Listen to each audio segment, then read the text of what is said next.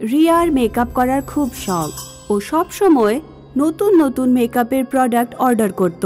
আর আজকে রিয়ার makeup palette আসার কথা। ম্যাডাম, আপনার পার্সেল। Thank you. রিয়া ওই পার্সেল নিয়ে খুব খুশি ছিল। ওই পার্সেলটা যখন ও খুলল, ওর ভেতরে একটা মেকআপ প্যালেট ছিল। দেখতে তো এটা খুব সুন্দর, এখন ট্রাই করে দেখি। রিয়া একটা ব্রাশ নিল আর ওই প্যালেটের উপরে ঘষলো আর নিজের মুখের উপরে লাগালো। ওই মেকআপ থেকে খুশি ছিল। রাজীব, এসে দেখো না, মেকআপটা কত ভালো লাগছে আমার ওপর। আরে আসছি, দাঁড়াও। যখনই রিয়া আবার আয়নার দিকে তাকালো, ওর চিৎকার বেরিয়ে গেল। রিয়া আয়নায় নিজেকে নয়, বরং একজন পেতনিকে দেখছিল।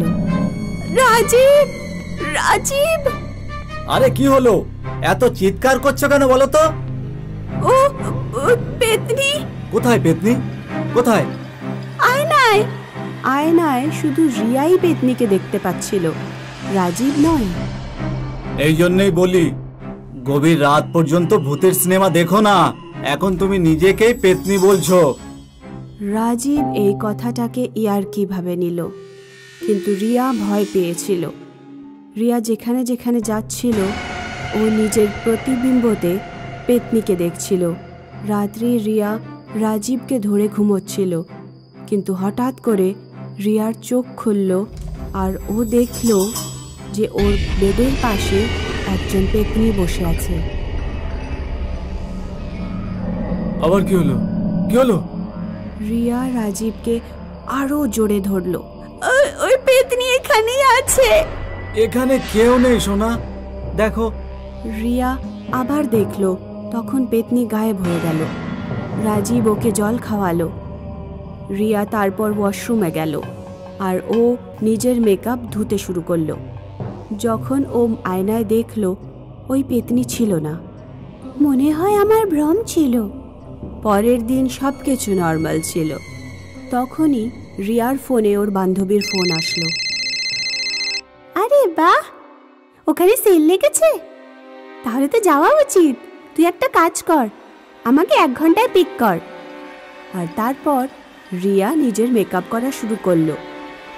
যেভাবেই ও নিজের মেকআপ ব্রাশ নিচে রাখলো আর আয়নায় দেখলো, আবার ও চিৎকার শুরু করলো। একবার আবার ও আয়নায় পেতনিকে দেখতে পেল। ও ভয় পেয়ে গেল।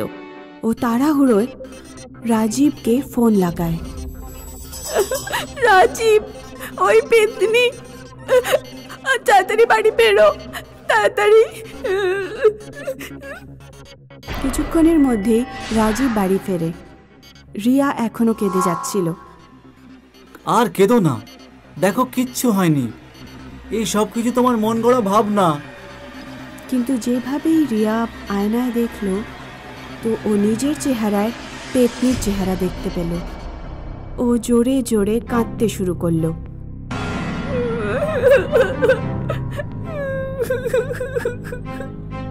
তোমার একটু বিশ্রামের দরকার রিয়া, তুমি যাও বিশ্রাম করো, তারপর সব ঠিক হয়ে যাবে। রিয়াকে বেডে শুইয়ে রাজীব ওখানেই বসে থাকলো। কে জানে রিয়ার আবার কি হলো। রিয়া ঘুমিয়ে পড়েছিল, কিন্তু যেভাবেই রাজীব রিয়ার মাথায় হাত রাখলো, ও খুব ভয় পেয়ে গেল। তোমার তো জ্বর এসেছে দেখছি। রাজীব সঙ্গে সঙ্গে নিজের ফ্যামিলি ডাক্তারকে ফোন লাগালো। ডাক্তার আসলেন আর ডাক্তার রিয়াকে চেক আপ করলো। রাজীব ডাক্তারকে পুরো কথা বলল। মনে হচ্ছে রিয়ার মনে কোনো ভয় বসে গেছে। আমি এখন ওকে রিল্যাক্স হওয়ার জন্য কিছু ওষুধ লিখে দিচ্ছি, কিন্তু তুমি কিছুদিন পর মনোরোগ বিশেষজ্ঞের কাছে নিয়ে যেও। হ্যাঁ ডাক্তার। আর এর জ্বর, সেটা তো কিছুক্ষণ পরেই ঠিক হয়ে যাবে। তুমি শুধু ঠান্ডা জলের পটি দিতে থাকো বারবার। হ্যাঁ ডক্টর। ডাক্তার চলে গেলেন আর রাজীব রিয়ার মাথায় ঠান্ডা জলের পট্টি লাগাতে শুরু করলো।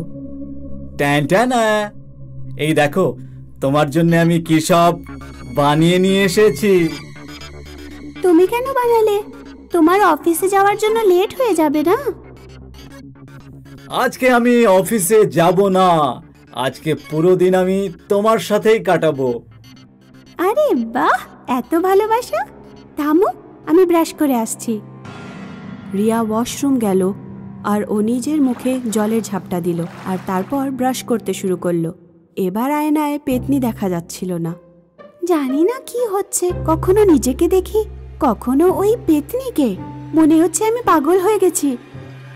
রাজীব রিয়ার অপেক্ষা করছিল আর ওরা একসাথে ব্রেকফাস্ট করলো। এই শুনছো, আজ আমি নতুন সিনেমা দুটো টিকিট বুক করে নিয়েছি। ও মাই গড, আই লাভ ইউ। কটার শো আছে? তুমি বলো কটার শো দেখবে, সেই হিসাবে আমি টিকিট কেটে নিচ্ছি। কি বলো রিয়া, তোমার সাজতে তো 3 ঘন্টা লাগে। আচ্ছা, আমি 3 ঘন্টা নিয়ে রেডি হওয়ার জন্য? আমি কি একটু কম বলে দিয়েছি? কিছুক্ষণ পরে রিয়া আবার মেকআপ করতে বসে পড়ল আর ওখানে রাজীব চিৎকার করতে শুরু করলো, তাড়াতাড়ি করো রিয়া, সময় হয়ে যাচ্ছে, আমাদের যেতে হবে। রিয়া তাড়াহুড়োয় পুরো মেকআপ করলো আর ওখান থেকে বিনা আয়নায় দেখে বেরিয়ে পড়ল। রাজীব আর রিয়া রাস্তায় হাঁটছিল। রিয়া একটা গাড়ির আয়নায় নিজের চেহারা দেখতে চেষ্টা করলো, তখন ও পেতনিকেই দেখতে পেল। রাজীব, ওই ওই পেতনি আমার ভেতরে আছে। রাজীব। রিয়া কাঁদতে শুরু করলো আর বৃষ্টি শুরু হয়ে গেল। রিয়ার মেকআপ বৃষ্টিতে বয়ে গেল। রিয়া, এই সব কিছু তোমার ভাবনা? এখানে কোথায় পেতনি? রিয়া আবার আয়নায় দেখলো, তখন ওর অর্ধেক চেহারা এখনো পেতনির মতো ছিল। ও কিছুই বুঝতে পারছিল না। ও জল নিজের হাতে নিল আর মুখে ঝাপটা দিল। তারপর ওর পুরো মেকআপ ধুয়ে গেল আর ওই পেতনিও গায়েব হয়ে গেল। তাড়াতাড়ি বাড়ি চলো, চলো। ওরা দুজন বাড়ি ফিরল। রিয়া নিজের মেকআপ প্যালেট তুলল আর ওটা জানালা দিয়ে বাইরে ফেলে দিল। আরে এসব কি? এটা কত দামি ছিল। ওটাই সব কিছু করছিল জানো। আমি যখনই মেকআপ লাগাচ্ছিলাম তখনই আমি পেতনিকে দেখতে পেতাম। এটা কি করে সম্ভব? এটাই হয়েছিল। রাজীব রিয়ার কথা বিশ্বাস করল না, কিন্তু রিয়া বুঝতে পেরে গেছিল ওই ভূতিয়া মেকআপের রহস্য। শুটিংয়ের দুনিয়ায় এমন অনেক জিনিস থাকে যা বহু বছর ধরে বাক্সের মধ্যে পড়ে থাকে। সেরকমই একটা ঘটনা হলো এক ভয়ঙ্কর খুনি আয়না, যাতে নয়নতারার ভূত ছিল। নয়নতারা খুব বিখ্যাত নায়িকা ছিলেন। ওর স্বপ্ন ছিল আমি বেস্ট অ্যাক্ট্রেসের অ্যাওয়ার্ড পাবো। I am sure.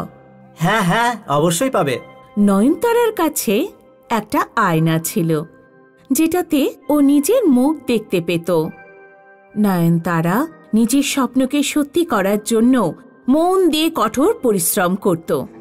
ওকে অভিনয় করতে দেখে সবাই অবাক হয়ে যেত আর হাততালি দিত। বাহ, কি দারুণ অভিনয়! দারুণ করলে নয়নতারা। Thank you sir. আচ্ছা, কালকে শুটিং উঁচু পাহাড়ের ওপর। আমার অ্যাসিস্ট্যান্ট তোমাকে সব বুঝিয়ে দেবে। ঠিক আছে স্যার। পরের দিন পাহাড়ের ওপর শুটিং করার জন্য সবাই তৈরি ছিল। নয়নতারা নিজের আয়নাতে মেকআপ ঠিক আছে কিনা দেখল। এই নিন মেকআপ দাদা, আমার আয়নাটা আপনার কাছে রাখুন। Okay madam.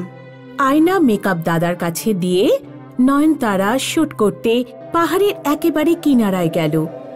এটা একটা সুইসাইডের সিন ছিল। চোখে জল আনার জন্য যেই নয়নতারা চোখ বন্ধ করলো, ওর পা কাঁপতে লাগলো আর হঠাৎই নয়নতারা পাহাড় থেকে একেবারে নিচে পড়ে গেল। এই অ্যাক্সিডেন্টে নয়নতারার মৃত্যু হলো আর ওর বেস্ট অ্যাক্ট্রেস হওয়ার স্বপ্ন মাটিতে মিশে গেল। আজ বহু বছর পরে ওই বাক্স, যাতে নয়নতারার আয়না ছিল, ওটা একটা নতুন সেটে আনা হয়েছে। প্রোডাকশনের লোকেরা বাক্সটা খুলল।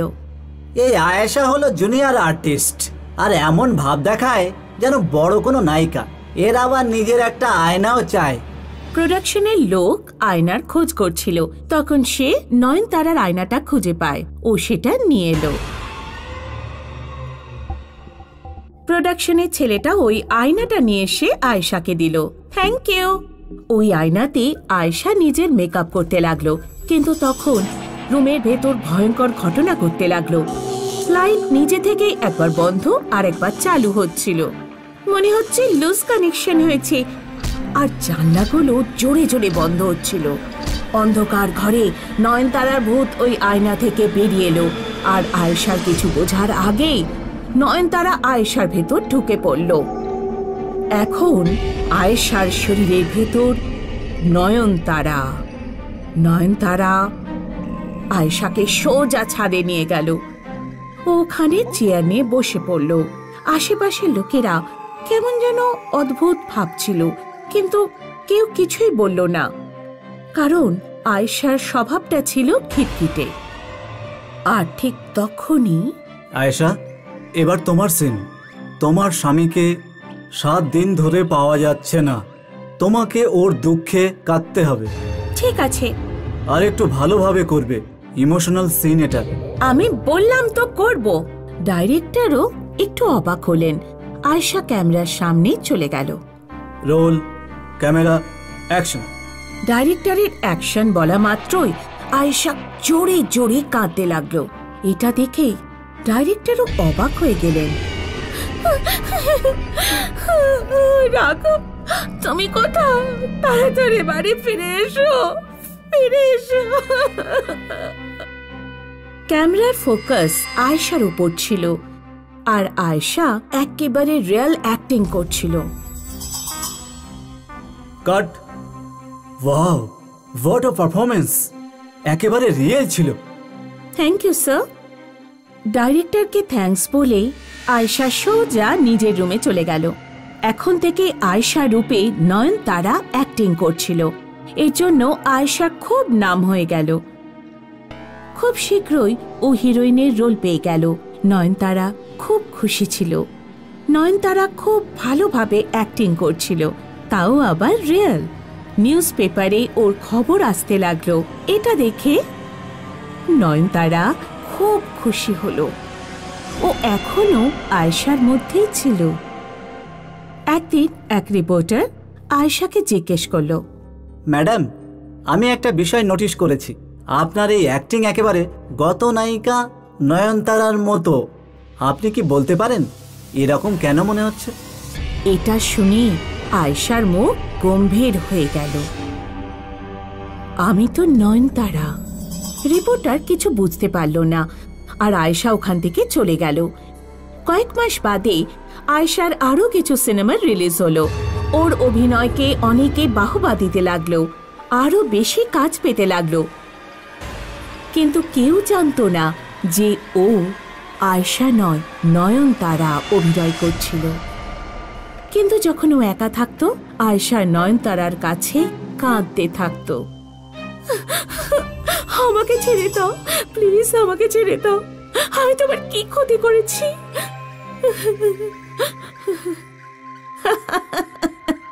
তুই আমার কোনো ক্ষতি করিসনি, কিন্তু তুই আমার পূরণ না হওয়া স্বপ্ন পূরণ করবি। তারপর তুমি আমায় ছেড়ে দেবে তো? হ্যাঁ, অবশ্যই। আয়েশা নয়নতারার ভূতের ব্যাপারে কাউকে কিচ্ছু বলল না, কারণ নয়নতারার ভূত আয়েশাকে বশ করে রেখেছিল। কিন্তু আয়েশা ডাইরেক্টরের ওর উপর সন্দেহ হতে লাগলো।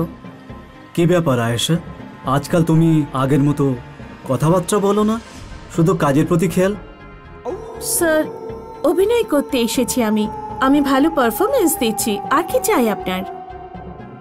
কিছু না মনে করলে একটা কথা বলবো? হ্যাঁ, বলুন।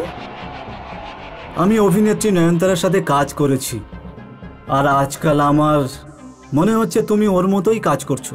ওর অ্যাক্টিং স্টাইল, ওর মতোই ভাবসাব, কিন্তু বুঝতে পারছি না আমার কেন মনে হচ্ছে। কিছু জিনিসের গভীরে না যাওয়াই ভালো স্যার। আমি রেডি আছি, চলুন টেক করা যাক। নয়নতারা নিজের ডাইরেক্টরকেও ঠিকভাবে উত্তর দিল না। অবশেষে সেই দিন চলে এলো যখন আয়েশা বেস্ট অ্যাক্ট্রেসের অ্যাওয়ার্ড পেয়ে গেল। আজ নয়নতারার স্বপ্ন পূরণ হলো। অ্যাওয়ার্ড নিয়ে আয়েশা রাস্তা দিয়ে হেঁটে যাচ্ছিল। একা নিজের সাথে নিজে কথা বলতে বলতে। অবশেষে আমার স্বপ্ন পূরণ হয়ে গেল, আমার সব পরিশ্রম সার্থক হলো। নয়নতারার ভূত আয়েশাকে ওই পাহাড়ের উপর নিয়ে গেল যেখানে নয়নতারার সাথে দুর্ঘটনা হয়েছিল। তোমার স্বপ্ন পূরণ হয়েছে, এবার আমাকে ছেড়ে দাও প্লিজ। হ্যাঁ অবশ্যই। আর তারপর নয়নতারার ভূত আয়েশাকে পাহাড়ের উপর থেকে ফেলে দিল। আয়েশাও মারা গেল আর ওই ভুতুরে আয়নাটাও ভেঙে গেল।